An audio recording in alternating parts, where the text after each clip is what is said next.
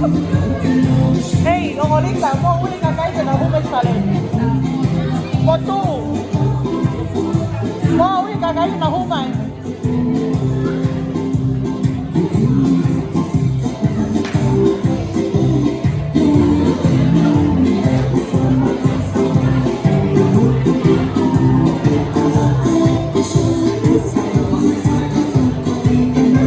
Pagkalang, hatalo nga.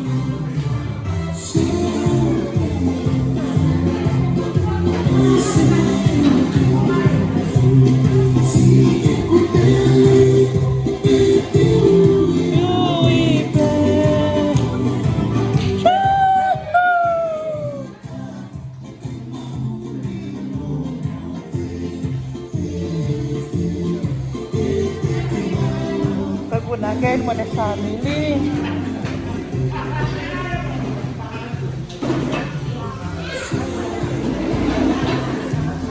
Saya, sebuah dunia. Weh, kata MC mah.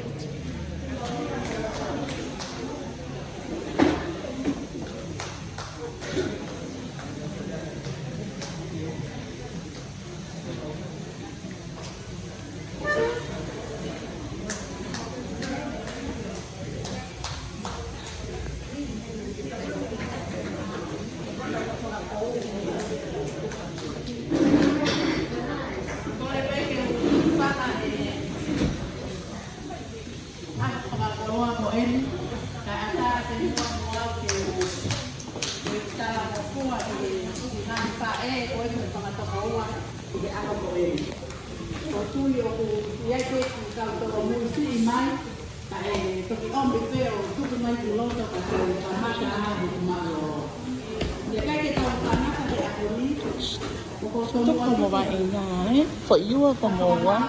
Ito como na mang PC, eh? Oo, ako ini wala PC. Faith, paano kita ito iko?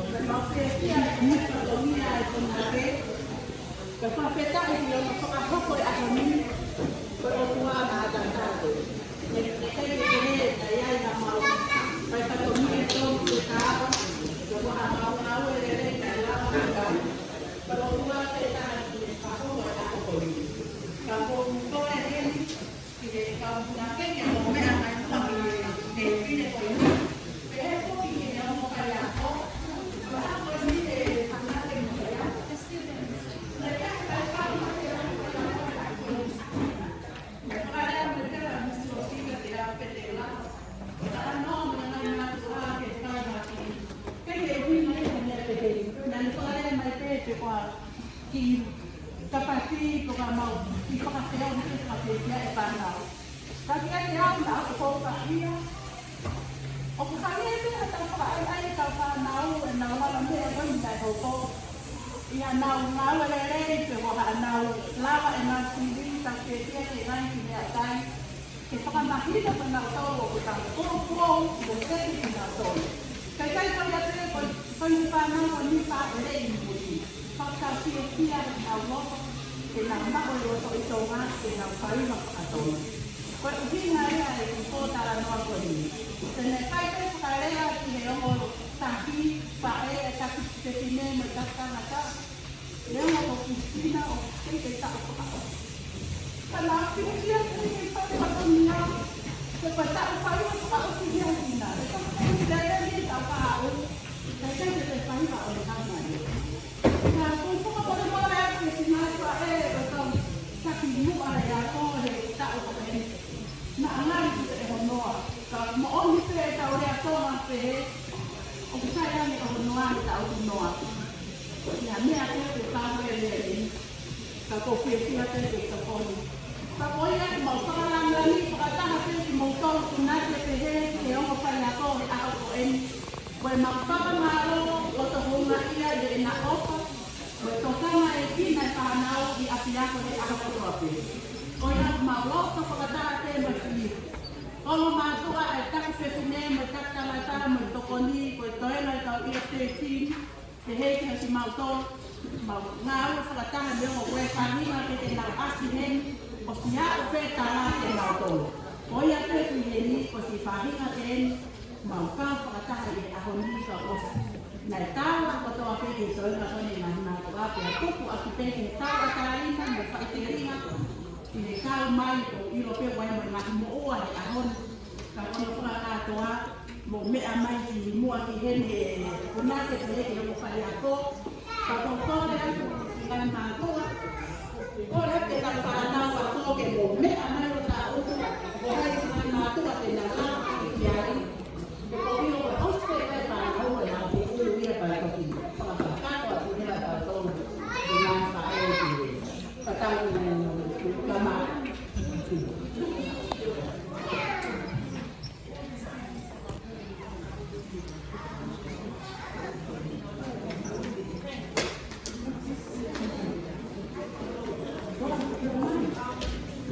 Mata.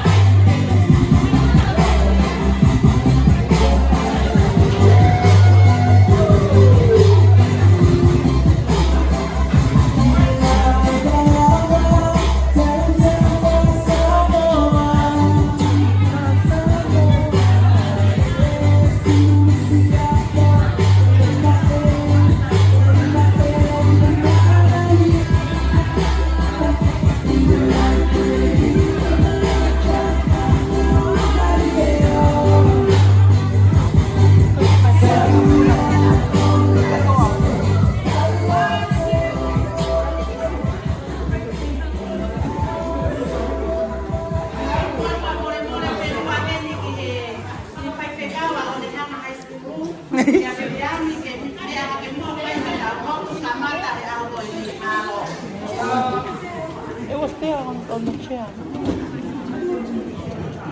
So, kilala mo lang ito, kilala. Ini para di sini.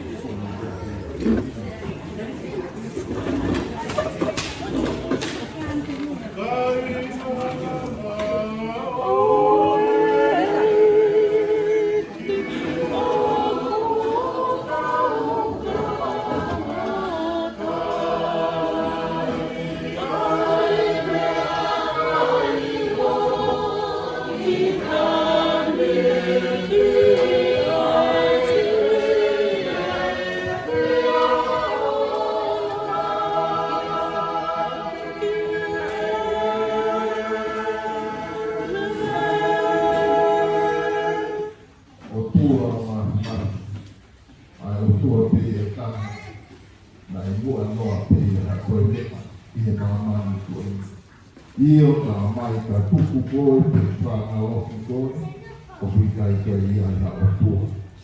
O tu mai o mau ki he ia. Mana pia ko o na high school. Mai ka ma tu a ka whai a ko mai whanga. Pe koe o tu ai a mau kau i. O tu ai a tu ai a mau mea ko toa. A mai ka pau reo he kai te kau o mau tō. O ki kai no aona, ka koe wā ina e mea i mahua. Mao whonga ia, e ao koe e o whotu utupa ao te e mau tō. Mau ka mataki e mahina o i whāriri, e mau ki i hoa koe i. Ke mau whanga whonga i te, o ofa, o kau ke te ki mau tō. Langa i e mau whanga. Ia mohana toa mahimaki o whakahonga i ao koe ni. E mau honga ia o tāri e mau roto, o kau e mau mea ko toa pē, o mau kau e la ui, o mau rāhu ka. Wāhe tā ia tō dua mahimaki, i kau mā dua tāma ia o kaha taha, o wahane ke ia na whaanga i kai. Koe whiwhia mai honga ia koe ni, koe toko pia me kato e ano. Ka i he mau whai tō i ho awhio, o kumalao mai mea koto atu. E o kuke mahu ia, a mea koto atu. Io, o koi o kai ai ki, i he mea koto atu. Ki o i se ni ti, ki o i hire pia, ki o i meri no, e mahu atu ka eki, mano hono kuia ho mau tō ka koe ni. Ma kore peno o hie hia.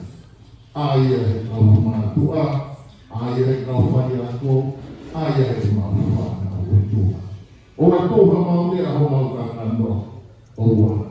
A mau mea te mau whai a koe, whai pia te koa. Te mauni pia o au, te mau kai, te mau inu, ha pia mea e mau whai. Whai te kau pia ana ia o au. Eki koe o wha, te matawera e ka mātua, te honga ia me ofa, wai ia tama. Eki katoa a mau inasi, ma me more, me tāpere kima. Mawai o mau maro, wa kakapa o mau mari whatongia. O hoka te mau nani o waka. Ia titu kraisi, ka o mau whamu, e me maro.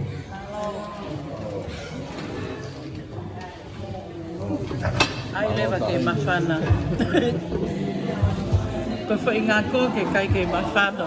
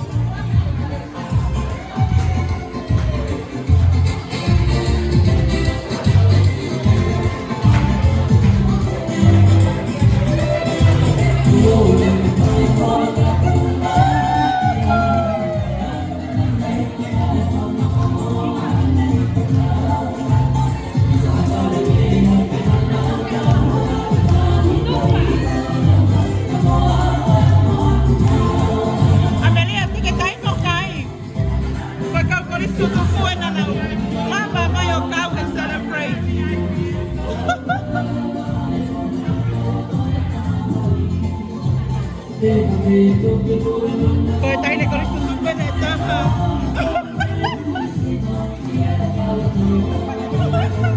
Koe taine na matapule lahi o nau taimi, o nau tau. Hanga mai kire. Koe matapule lahi o nau tau, na toki hao mai koe ni. Kau ko risu tupene o ne mahai skulu.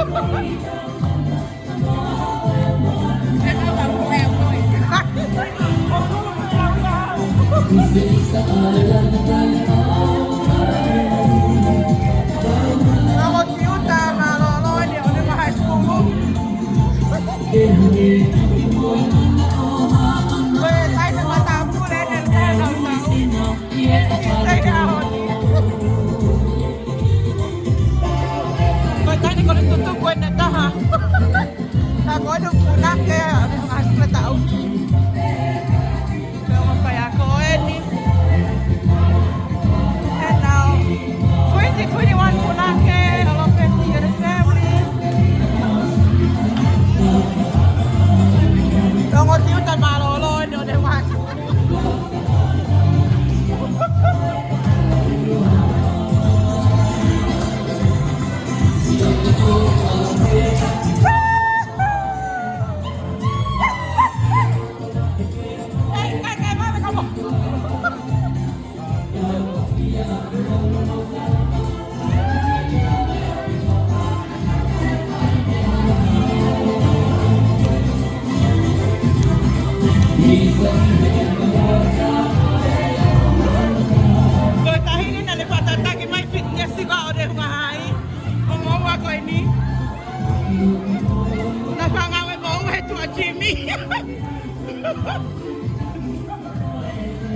Koe tiutai nele tongai koe esploka.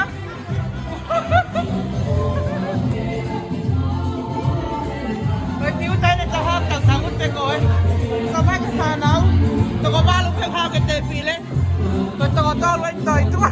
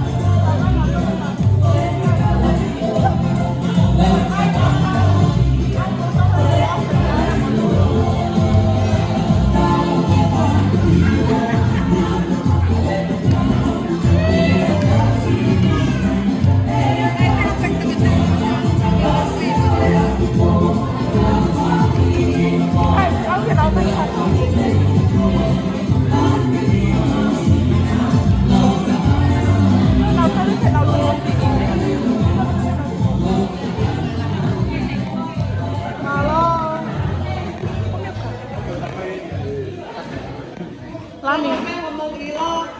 Koe ahon ni foki e singan patua pe heki kunake mo mo sayako. Oke ke ana tau polo kalamba tau to. Koe tau fia pe tau ton mo tau kai os pe tau matu. Ka ko fia pe he ho ta ko ni ke u ko po e he ki tamai ko ni a feifi. Tene ka ta ki o pai ha mau bile pa ka fo ma te na pe te ke aki he kuna to ko wa pe mo matu ai lo ton. Que fai aqui dea para malo que mau le pe ka ta que to en a ko ni ko ne la va pe ka le ka ko bo le a que le va video o ta o que ta pe ka ko tu ko ala que no fa que fa kita mai ki de la va ta en la fai va o ta la mai pe na to mahalo pe he kai ka bo to ko pe que fai ta pai ta ne ha ko ko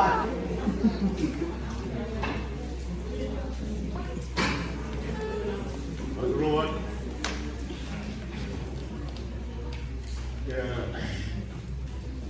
quan hệ qua kêu whanga te whetau. Pero me ko whanga te me ko ai. O tumu atu ka ko ta. O whae o tua. O te toka tina ngalo. Ai tau tolo e a whakaro. Ia kou kore whakamore mori atu. Kei o amanat. Ke kou e fua kutongia koe. A kou lau kou koloa. Quando whakakona ki. Ke tu whai a whakamalo. Ka mei tau i. Mai kua tau i whanau. E koe. Kou.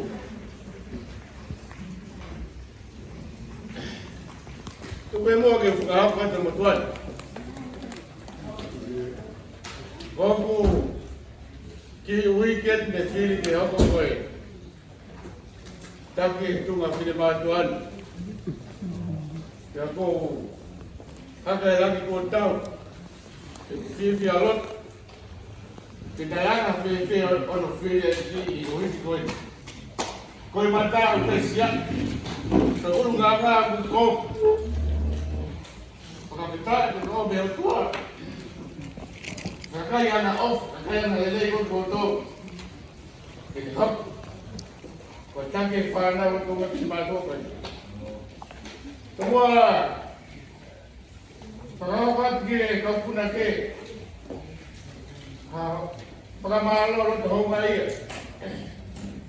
Ko pa ro to ie. Gawe ka ko to be ko mo fai. Koe aho, ngone lau ke aho ke whare ia tabu. Kai toi tuku a iwi, kai koe tuka te pa. Kei ngā awe, whakamoko ko tō te ko mu whai. Mālo e tō whoke, mālo e tau whanau. Mālo e ngai whanau. O lawe munu e ane ana korisi, e aho koe. Watu e whakamaro, rota o ka ia me kotua koe. Kai mai, kai tau mato ko tau te. I whakia te o tua i nai kare ni. E teki mo tōru. Na pako kei la mea mungai hei mua. O me la kare ni tiko ea ke mungai tu whak. O ama ki korisi ko ne hana. Watu e whakamaro, rota o ka ia me tau whanau. O whakatau kenu kai ngau i kakikau ko tau me ko whai. Tō wako me mamatu ko whai. Porque se vai vir de motor no carro, vai na hora que eu estou bem. O tu não pode ter da onda. Vai porque matou tá em fora que eu estou bem. Eu vou aí, cima, foco. Moro no off. Porque o mais é que nós já na mesma estou bem fora. O tal mata aí a coisa. Agora história, pois não, ficava com foi que faz não. E para que também o aqui, tu acaba com o bem com foi. O icuna não é. Mas aí a minha com ele. Falou. Vai ter que dar me aí. Água é por ele. Como o homem que olha a água já. Eu pego a falar porque mo toca mo porque tá na voa mo faz todo. Tá lá. Porque tem o tua na mo não tá pode bater motor. O corpo para por molhar. Cai que ali é top tu. O fama do yellow. Eu vou doir. Kahili brand tu hago to ko ko ale disi. O hako to ta kahili. Ya mo me que te. O qua ta fele ma ko mai no. Tu que fa mai a ko. Le vai le ko ta wa. Bravo. Thank you.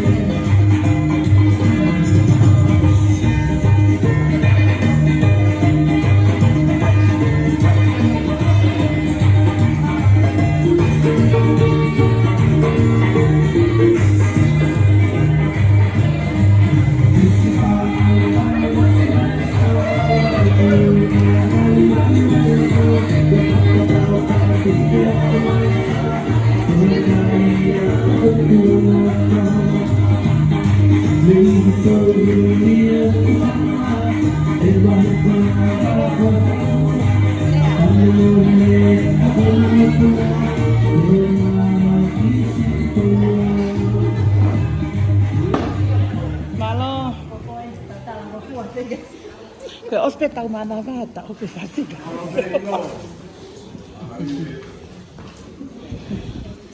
Vai a Coreia. Tu que Coreia.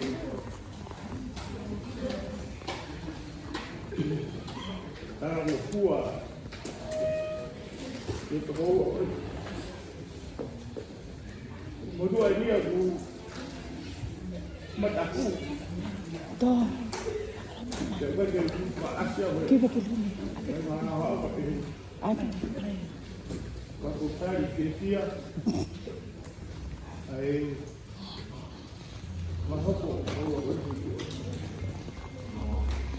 Kadai mo me ai ka me tau mata ke rua Ora ma hau ma tau na ku vai tau asia a kwa kefia Pamawa ka puna ni ke kau pa ya ko kau kana Ito mo tau ya ko tau kefia ya Dai bina e tak ya ngai pa ya ko Yo kuwa ke fai ko tau tau ko si mo sara ko kuwa Ta me vai a ko ki tak ke mo ma tua se le tak ki mo ma tua sama sita Mo na lo so ke fai ya ko Ai te pe ko le mai te pa ya mo te be ke fa na wa ko na na pa o so mo ame Ke fai te o bua kau te vile Ko mea ko kua fai mari e hiko O kua Ke lau ko hau piha pai Apai masake. Ke ko tarane ki ai Leo mi malolo pa e Kau kai ke ngalo te rea ne vai mai ka tia Nei ti whakaloko mai toke whae.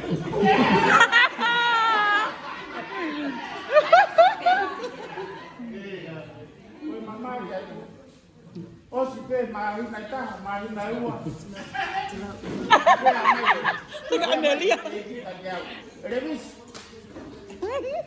Nai kai ke ua tonga ke mari mo lotari. Uie nai ongo mai o hongo o uia. Eo pehe. Ko ai te ke whakangai. Nalo ati. Ahon. Ko tau e kulotu. Tau tu tamati anga lelei mo. Kata antelu. Ko marane ki o kua. Ke monu uia te. Me leo mo kai ko ata hago ko tu orea. Ko ho ha me kai. Ka ko to ta ha me lolo lai ba. Oh wow.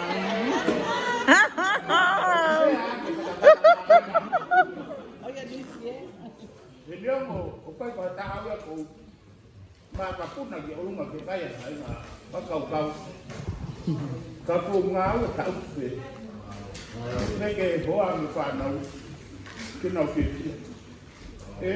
au kuna ko ku o mo ta mai ki la hina na i high school pe fai vai ta lunga mo ta u ko ku ta o ni ko a ke ti na na hai Kita tangan. Yang tahu iloi pe tahu tol tu bunga. Mo dia na tahu dia dia. Tai hanu ta tahu. Ofa ka mo tol wa pa na. Ka ka ni tama u fai. Tahu dia. Dia lemo. Ai no for so ni ke de yo ni hana. Ka ku hama he ki o tari dia fa na ke hu mai na wa ko. Mau dong ma to pa ku ka tol. Mau som ke ma to ni. Ta mahalo ko ya ngare ya sela ya ko. Dia mo te bare ko to ma. Hey. Ai pa mo ba ko. Ke hu mai ke high school gi ke ako mai ki ona.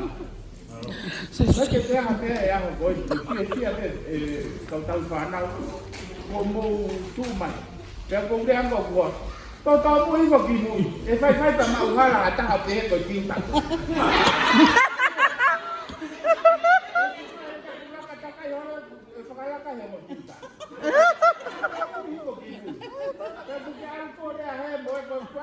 ya kai. Tu kau ke whakai kau. Kau toki alo tau moho ko he hako.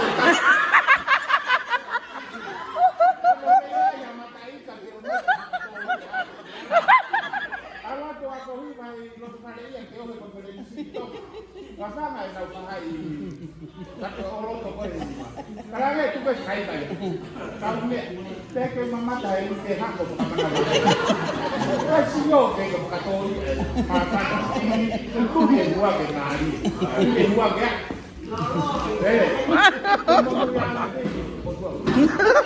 Kau kan hamil mau family kau. Mau sia.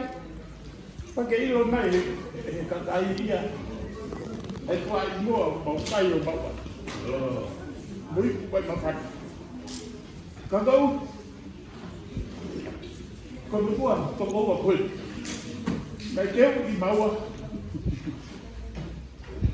thì ăn biết quên lên đây cái miếng của cậu tao phản đó con bố vào cái mặt con bố vào quên cái sai à cô Kalau keluar tu, saya ke ngau, kau pulang ke bawah, kau beri tahan ni. Kau bermodal, okey. Saya ke kau udah ke, foi Mario ke hamu, kau tahu itu macam apa, saya ke kau mesti deh, kau bermodal cuma kau beri tahan. Matanga ya dia opat kamu kau. Halo.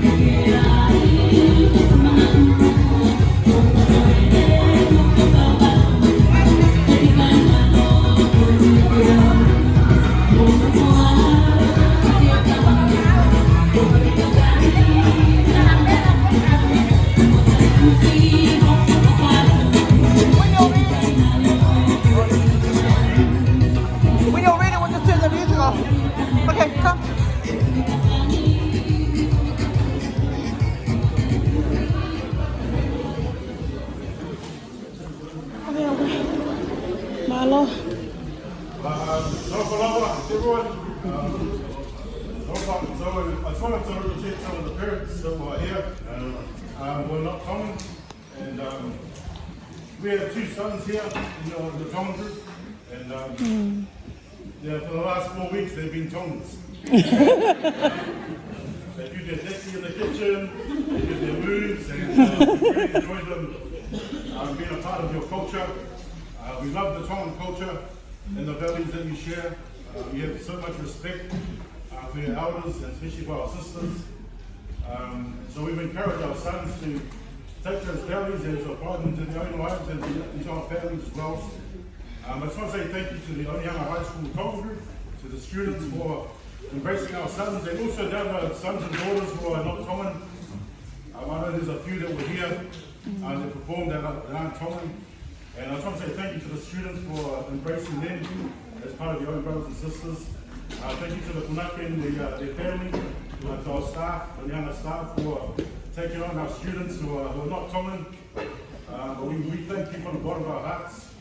Everyone, your culture of love, culture of respect, and culture of inclusion. Just embracing and allowing you to be together has been such a blessing for our family. Thank you for allowing our kids to be here today in honour of our children who have done really well. All I hear is mako and nakalaka, and I have no idea what these words mean. I just see the joy and the spirit of love that our kids have come home with. So thank you very much to our Tongan parents for teaching such wonderful Christ-like attributes to your children, to our seniors, to our elders, our staff members, and our Punake family. Thank you for leading the Tongan group this year in such a great spirit, being able to uplift our hearts in unity and doing the Onehana High School thing, loyalty and courage.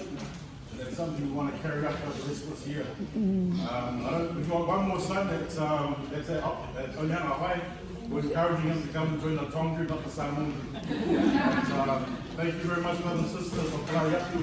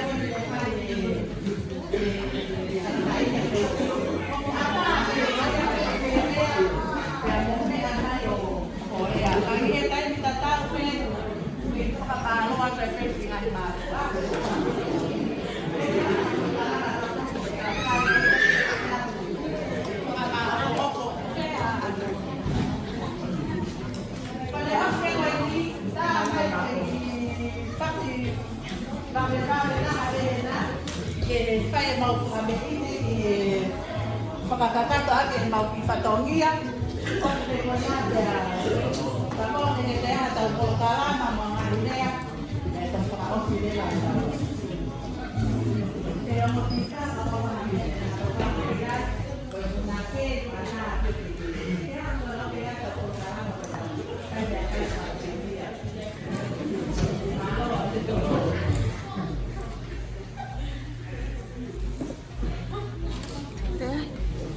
Oi, eu sou mal bala Não, não é. Ainda não pega. estava lá com o algo uma que falava tá aqui já basta. O tua Natal que está a falar o dia que eu venho do Natal. Foi o tua foi tão tamanho para levar o dia que eu estava voltando. O WhatsApp de Fanal, o WhatsApp que o Quinta, o WhatsApp que eu vou com aqui, o WhatsApp que vai ficar no mar, o WhatsApp que é o WhatsApp que eu já vou enganar, o WhatsApp que mas vai também.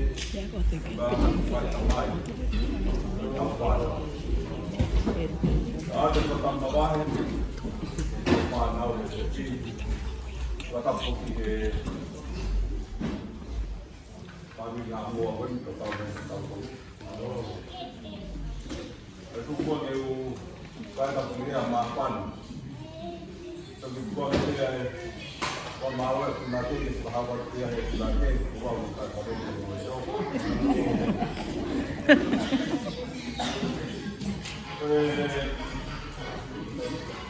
Jadi begini. Saya ada tahu.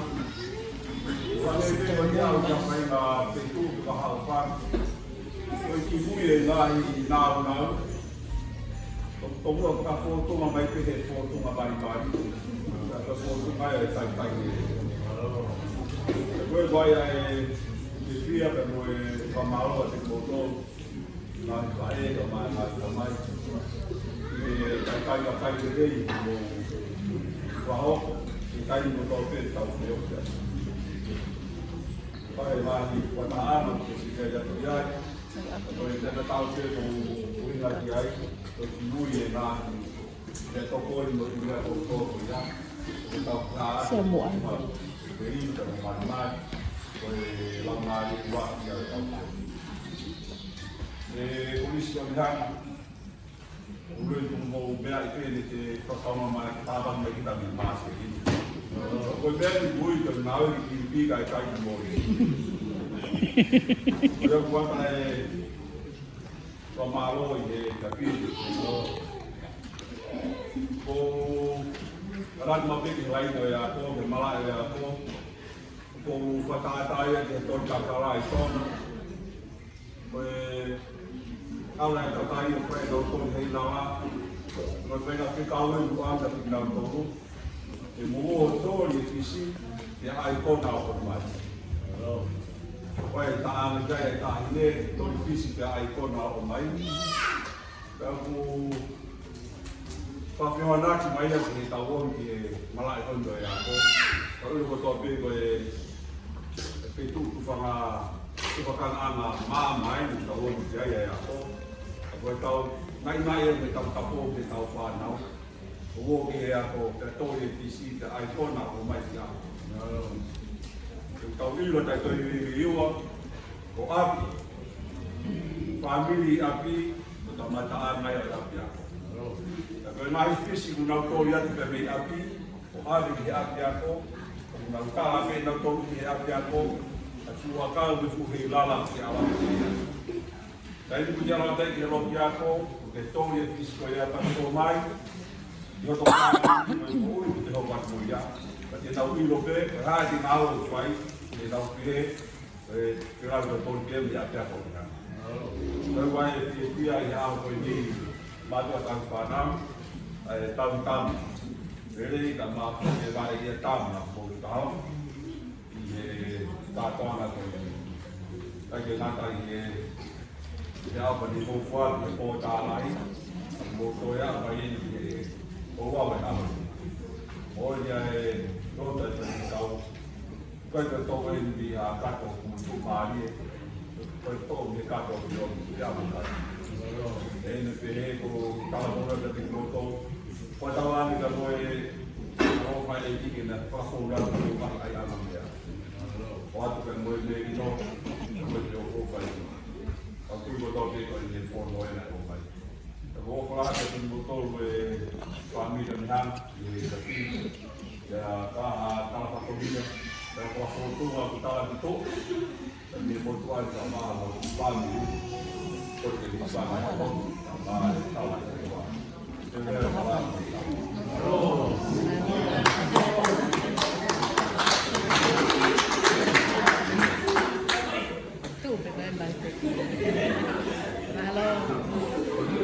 Semua korek ngomong-ngomong ya.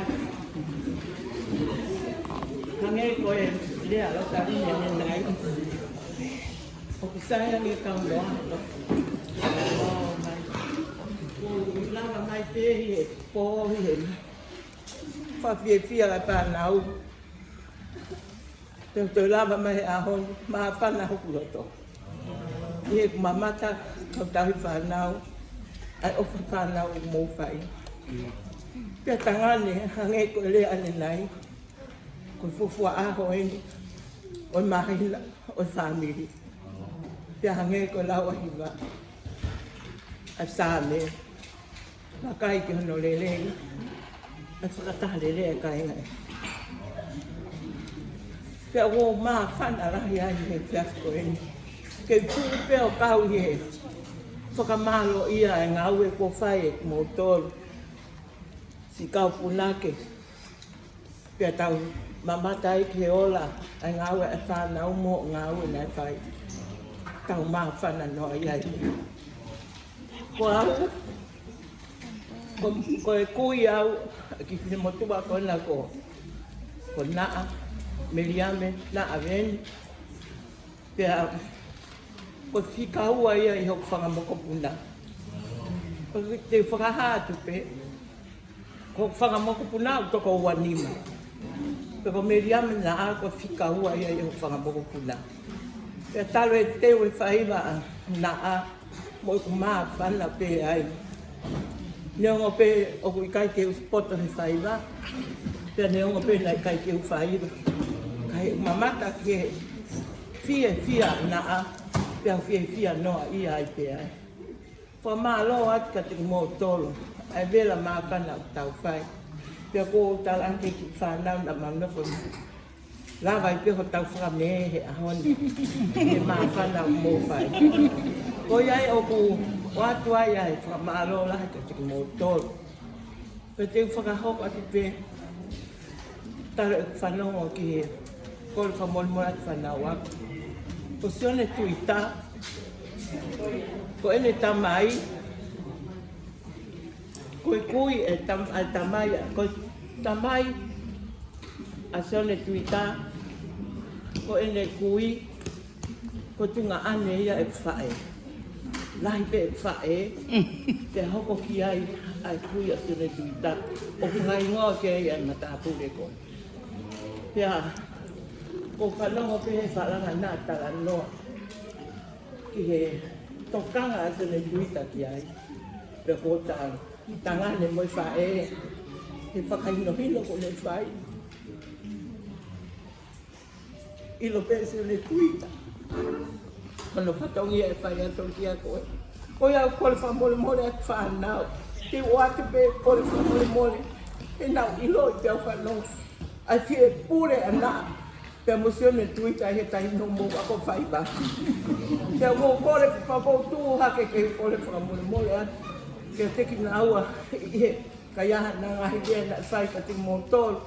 Pea hawha whakapoko a whai ka te motoro. Nge koe o whai a ko. O ko kore whamole mole atu na whakapoponga i atu sione tuita. Ka uma a meri a me ven.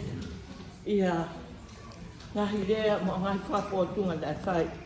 Pe aku ko whakatawangi ke hoko pe ai wike o ko whakamanatu ai ai mahinga whakamanatu ai tau ngai si asi ai maho inga ai whamiri ke hu whanga tuai ai tamai o eik mo i kaunanga koe. O whātu puna, o whātu ele lisu te amoa, o sarine takirelei ko whai te whātu a. Ke ko o whātu ka te ngotoro no ko toa pē, whārawa, ka o maa ai. Kau punaki, moku moto ko toa pē ai. Kau mātu au tau hene a koe. O ko ke whia rahi te ke kau e tue he a koe. Ke kau whakamoku punaki e tue. Se o koe koe ngata anga pene ea, whakamoko punai a na, ia mea me na. O tō mai toko hongo fulu ia i mui o ne hana, ke na kuko hoko mai te ia na. Ke a tau, vela mga whana i te hange koe. Ke aho koe ni tau mamatai ai. O whaat ka te moto no no toa pe, lewelewa i malanga ka tau atu. Malo mai te malo ana popo.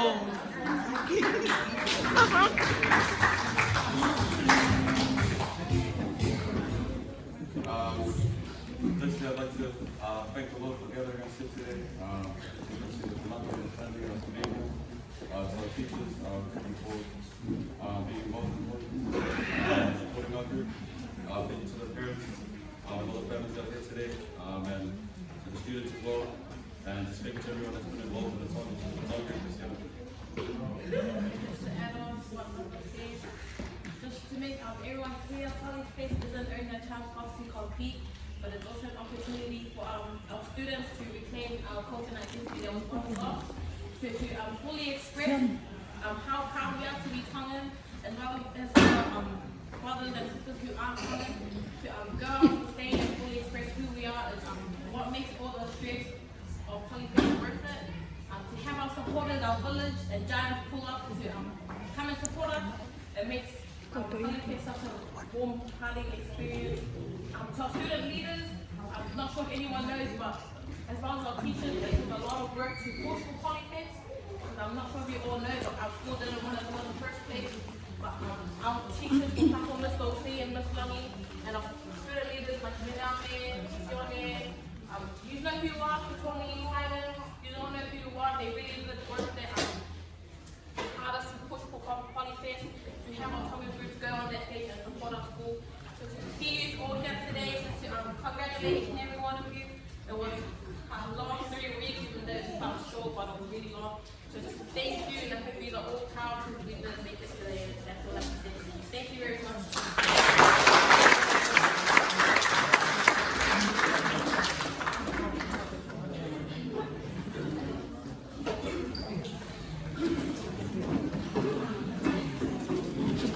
She's got it. What's mine?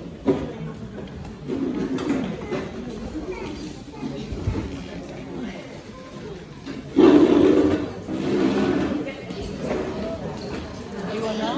She's got it now.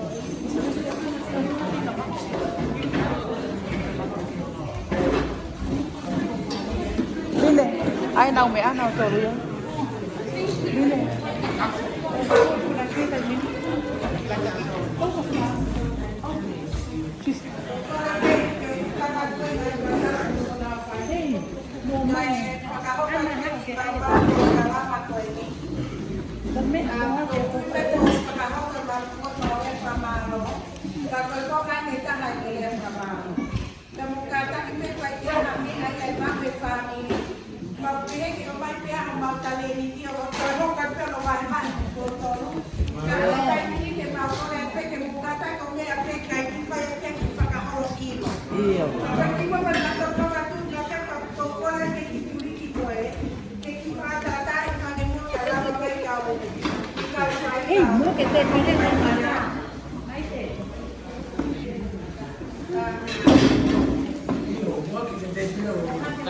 Olha o que eu vou fazer.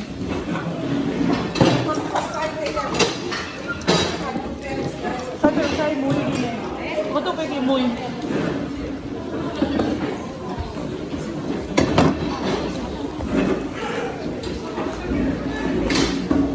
I'll just sit here and record it.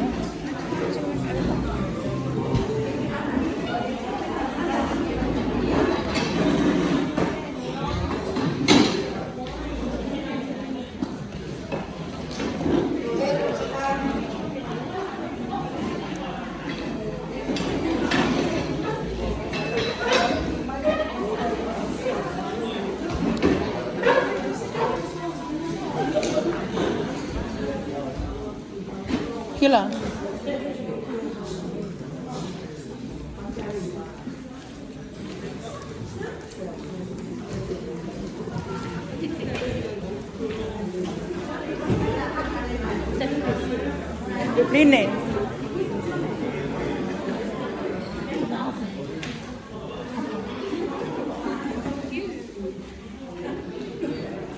I know you've got your macro coming up, but if you can just stay where you are, because this is part of a token Yeah. of appreciation from your family. So we would really appreciate you being in here for it. So those of you outside, come in. Because this is for you. This is for your entertainment. Faith. Well, Maggie. Faith. Well, mate, they're going to perform down. Here. Right here. Come on, here. Take some seats and sit over there. Mariame. They need the space. That's it. Se fue.